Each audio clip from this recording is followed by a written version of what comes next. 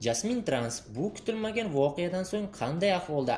Assalomu alaykum hurmatli tomoshabin, kunning tezkor xabarlarini o'tkazib yubormaslik uchun video ostida like va podpisatsiya tugmalarini bosib qo'yishni unutmang. Oxirgi kunlarda internetni larzaga keltirgan bitta ism bor. Ko'chada pichirlab, tarmoqlarda esa portlashlik tarqalayotgan Jasmin Trans qamaldi degan xabar kimningdir tili, kimningdir qo'lda boshlangan edi. Ammo orqasida aslida nima yotibdi?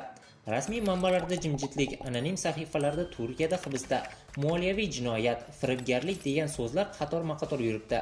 Kimdir bunga ishonmoqda, kimdir esa bu faqat shov-shuv deyapti. Eng qizig'i, avval ham bu ism atrofida ko'plab sirli voqealar bo'lgan. Shaxsiy hayot, sirli homiylar, noma'lum biznes aloqalari hammasi bir nuqtaga to'planayotgandek. Ba'zilar bu oldindan tayyorlangan reja desa, boshqalar oddiy mish-mish deb qo'ymayapti. Lekin bir savol hammani qiynaydi. Agar bu xabar rost bo'lsa, nega rasmiylar jim? Agar yolg'on bo'lsa, kim va nima maqsadda bunday xabarlarni tarqatmoqda? Haqiqat hozircha qorong'uligicha qolmoqda. Faqat bitta narsa aniq. Bu voqea shunchaki internet gapi bo'lib qolmasligi mumkin. Kimdir bu sirni yashiryapti, kimdir esa oshkor qilish payida. Va hozir hammamiz bitta jumboqning markazidamiz.